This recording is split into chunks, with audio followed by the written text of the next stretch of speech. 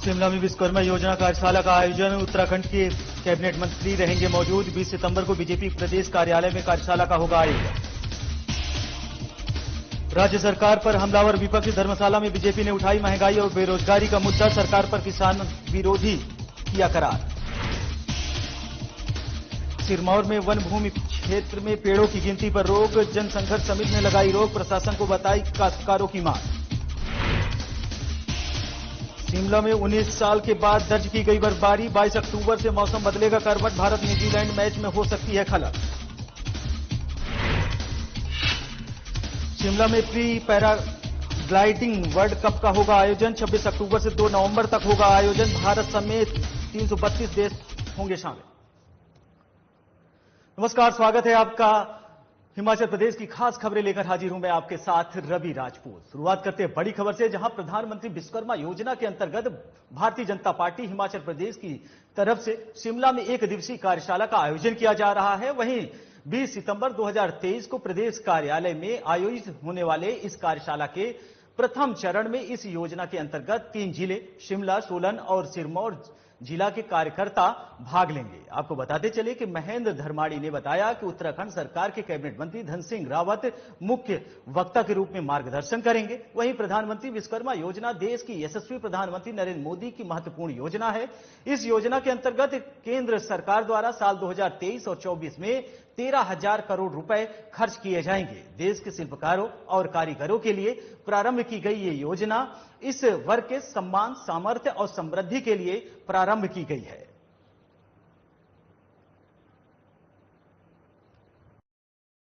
योजना जो देश के प्रधानमंत्री आदरणीय नरेंद्र मोदी जी की बहुत ही महत्वपूर्ण और महत्वाकांक्षी योजना है, उसकी कल एक प्रदेश स्तरीय कार्यशाला शिमला में आयोजित की जा रही है। और इस कार्यशाला में उत्तराखंड सरकार के कैबिनेट मिनिस्टर आदरणीय धन सिंह रावत जी हम सबका मार्गदर्शन करेंगे।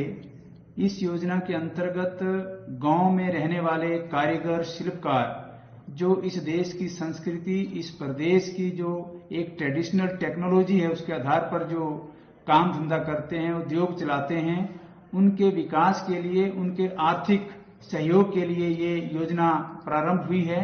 और इसी के अंतर्गत कल शिमला में पार्टी कार्यालय के अंदर 3 जिलों की, क्योंकि 3 जिले ही इसके प्रथम चरण में हिमाचल प्रदेश के आए हैं, सोलन, शिमला और सिरमौर, उसकी कार्यशाला आयोजित की जा रही है।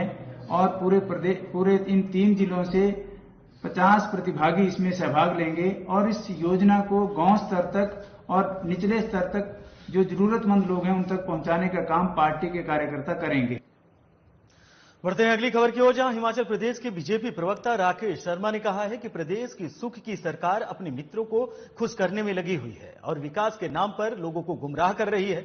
उन्होंने कहा कि सीमेंट के दामों में लगातार वृद्धि की जा रही है, जबकि डीजल में वेट लगाने से लोगों पर महंगाई की मार पड़ी है। राकेश शर्मा ने कहा कि आज सरकार को बने 10 महीने का समय बीत चुका है और सरकार एक भी उस गारंटी को पूरा नहीं कर पाई है जो चुनावों के दौरान कांग्रेस ने जनता के समक्ष रखी थी। उन्होंने कहा कि कांग्रेस ने झूठ का सहारा लेकर सत्ता तो हथिया ली, लेकिन ये अधिक दिनों तक चलने वाला नहीं है। उन्होंने कहा कि 1500 रुपए के नाम पर महिलाएं अपने आप को ठगी महसूस कर रही हैं, बेरोजगार रोजगार की राह देख रहे हैं। उन्होंने कहा कि कांग्रेस के मुख्यमंत्री सुखविंदर सिंह सुक्खू से पूछा है कि वे 5 लाख बेरोजगारों को रोजगार कब देंगे। उन्होंने कहा कि जो किसान एक टोकरी सब्जी बस में रखकर शहर में बेचने को जाता था, लेकिन वर्तमान सरकार ने उसकी टोकरी पर ही किराया लगा दिया है। उन्होंने कांग्रेस सरकार पर बेरोजगार और किसान विरोधी होने का आरोप लगाया है।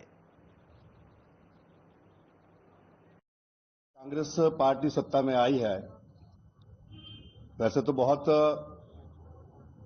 लोभ लुभावने इन्होंने सपने दिखाए जनता को, नौजवानों को, कई गारंटियां दी, लेकिन उसके उपरांत जब इनको सत्ता मिली तो सत्ता मिलते ही ये अपने किए हुए वादे सारे भूल गए और आते ही इन्होंने डीजल के बैट पर 3.5 रुपए का इजाफा किया। उसके उपरांत हाल ही में इन्होंने 3 रुपए और बढ़ाए। जब डीजल में वैट बढ़ता है तो महंगाई भी चरम सीमा पर पहुंचती है। उसका सीधा असर जो पड़ता है वो आम जनता, गरीब मानुस पर। वहीं खबर सिरमौर से है, जहां रेणुका जी बांध परियोजना के अंतर्गत वन भूमि क्षेत्र में Himachal Pradesh power corporation limited कार्यालय ददाहू की तरफ से पेड़ों की गिनती करने से जनसंघर्ष समिति ने रोक लगाई है। वहीं जनसंघर्ष समिति का कहना है कि जब तक विस्थापितों की मांग पूरी ना हो तब तक भूमि में पेड़ों की गिनती ना की जाए। जनसंघर्ष समिति की तरफ से काश्तकारों की मांग को प्रमुखता से प्रशासन और बांध प्रबंधक के सामने रखा जाए। में जो HPPCL के द्वारा पेड़ों की गिनती की जा रही थी उसको हमने रुकवा दिया है और पहले भी हमारी SDM साहब के साथ संगड़ा में भी बैठक हुई है, जिसमें HPPCL के बांध प्रबंधन के अधिकारी भी थे और उन्होंने कहा कि 16 तारीख को हम आप हमारे पास 2 अपने संघर्ष समिति के सदस्य भेजें और हम आपको कुछ इसके बारे में फैसला देंगे। हमने 2 ही बंदे 16 तारीख को ददाहू में मीटिंग के लिए भेजे, लेकिन जब उनकी मीटिंग खत्म हुई तो हमने उनसे पूछा कि भाई हमें कुछ इसके बारे में बताइए, तो उन्होंने कहा भाई जो हमने किया इसकी हम कार्रवाई की आपको प्रति नहीं दे सकते। बढ़ते हैं अगली खबर की ओर, जहां चंबा जिला अंतर्गत आने वाले साचपास मार्ग भारी बर्फबारी के चलते बंद हो गया है, जिसके चलते पांगी घाटी को जाने वाले मार्ग का संपर्क जिला मुख्यालय से कट गया है और अब घाटी के लिए पूरी तरह से आने वाले के लिए रोक लग गई है। आपको बताते चले कि साचपास पर करीब 1 फीट के आसपास ताजा हिमपात हुआ है, जिसके चलते ठंड काफी बढ़ गई है और सीजन की पहली बर्फबारी से अब इस तरह जाने वाले मार्ग पर लोगों की आवाजाही पूरी तरीके से बंद होने के चलते पुलिस प्रशासन को भी जिला प्रशासन ने एहतियात बरतने के लिए कहा है। लिहाजा भारी बर्फबारी से घाटी में काफी ठंड बढ़ गई है। बता दें कि जनजातीय क्षेत्र पांगी घाटी के रहने वाले हजारों लोगों को अब चंबा पहुंचने के लिए जम्मू कश्मीर के गुलाबगढ़ या फिर मनाली रोहतांग के रास्ते जाना होगा। पिछले 2-3 दिनों से जैसे कि पहले कहा भी गया था कि मौसम खराब होगा और काफ़ी बारिश भी हुई और बर्फबारी हुई है हायर रीचेस पे। इसके चलते जो हमारा साच पास है वो वहाँ पे बर्फबारी हुई, वो बंद हो गया है वाहनों के लिए, किसी भी प्रकार के वाहनों के लिए। जो ये जोत है चंबा और चौड़ी के बीच में, उस पर भी बर्फबारी हुई थी तो कल के दिन वो भी बंद थी। आने वाले दिनों में अब मौसम में यदि सुधार होता है तो उस विषय में कुछ कहा नहीं जा सकता कि, परंतु अभी के लिए जो साच पास है वो सब बंद है। बढ़ते हैं अगली खबर की ओर, जहां शिमला में इस बार सर्दियों का आगाज आम सालों के मुकाबले जल्दी हो गया है। आपको बताते चले कि अक्टूबर महीने में ही प्रदेश के कई इलाकों में बर्फबारी दर्ज की जा चुकी है। वहीं आगामी दिनों में एक बार फिर से मौसम के खराब रहने की संभावना जताई गई है। वहीं प्रदेश के अंदर आगामी 22 और 23 अक्टूबर को एक बार फिर से पश्चिमी विक्षोभ सक्रिय हो सकता है, जिसके चलते प्रदेश के अंदर बरसात और बर्फबारी भी देखने के लिए मिल सकती है। बता दें कि मौसम विज्ञान केंद्र शिमला की तरफ से 27 अक्टूबर से एक बार फिर से मौसम खराब होने की संभावना जताई गई है। वहीं मौसम विज्ञान केंद्र के निदेशक सुरेंद्र पॉल ने बताया है कि 22 अक्टूबर को धर्मशाला के मैदान में न्यूजीलैंड और भारत के बीच क्रिकेट वर्ल्ड कप का मैच होना है और खराब मौसम इस मैच का मजा भी खराब कर सकता है। वहीं हिमाचल प्रदेश के ऊंचाई वाले इलाकों में तापमान में पहले ही भारी गिरावट दर्ज की जा चुकी है। आपको बताते चले कि जिला लाहौल स्पीति के केलांग में तापमान 0 से नीचे -2 डिग्री पर पहुंच गया है।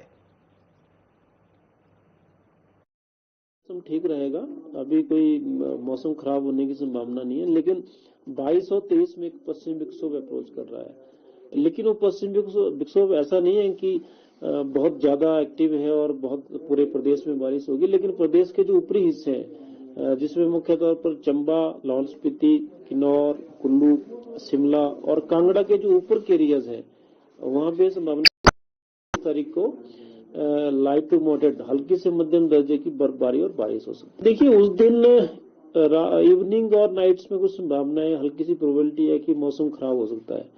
40% चांस है कि उस टाइम पे जो है इवनिंग्स और नाइट्स में खासकर। वहीं हिमाचल प्रदेश में आपदा के बाद पर्यटन को फिर से पटरी पर लाने के लिए सरकार लगातार प्रयास कर रही है। इसी दिशा में आगामी 26 अक्टूबर से लेकर 2 नवंबर तक कांगड़ा के बीड बिलिंग में पैराग्लाइडिंग वर्ल्ड कप का आयोजन किया जा रहा है, जिसमें भारत समेत 32 देश के पैराग्लाइडर हिस्सा लेंगे। वहीं सीपीएस किशोर लाल ने बताया कि बैजनाथ विधानसभा क्षेत्र के बीड बिलिंग में पैराग्लाइडिंग वर्ल्ड कप के समापन समारोह में मुख्यमंत्री सुखविंदर सिंह सुक्खू भी आएंगे। आपको बताते चलिए कि सीएम सुखविंदर सिंह सुक्खू के नेतृत्व में पर्यटन को बढ़ावा देने के लिए हर तरह के प्रयास किए जा रहे हैं। साथ ही उन्होंने बीजेपी पर निशाना साधते हुए कहा कि पूर्व की बीजेपी सरकार ने 5 सालों तक इस घाटी को दरकिनार किया और कोई भी खेल प्रतियोगिता नहीं करवाई। वहीं जिला परिषद कैडर की काम छोड़ो हड़ताल को लेकर किशोरी लाल ने कहा कि आपदा के समय में हड़ताल करने का उचित समय नहीं है। मुख्यमंत्री से इसको लेकर बात की जाएगी ताकि इस समस्या का समाधान जल्द से जल्द निकाला जा सके। वहीं कर्मचारियों से आपदा के इस समय में सहयोग की उम्मीद जताई गई है। फिलहाल इस बुलेटिन में हमारे साथ इतना ही। नमस्कार।